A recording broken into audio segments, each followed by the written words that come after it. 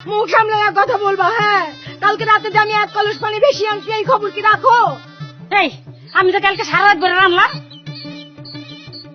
চুপ করো, আমি সামনে আছি, আমার সামনে এত কথা বইলো না। আমিও রান্না করি, যেন গোষ্ঠী উদ্ধার করে ফেলেছে।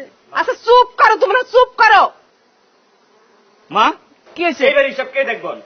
আমি চান্দের মতো পক পক একটা বউ বিয়া করিয়ে বাড়িতে আনছিলাম, কাম করতে করতে হন কাউয়ের মতো কালো হয়ে গেছে। কাউয়ার মতো হয়ে গেছি। আমার বউ কি কম সুন্দরী আসিল রে?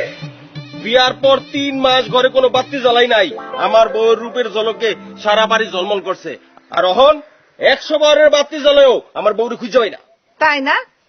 তাইলে তোর বাজানের কাছে জিগা, আমারে যখন বিয়া করে এই গ্রামে আনছিল পুরা গ্রাম আলোকে ঝলমল করতেছিল।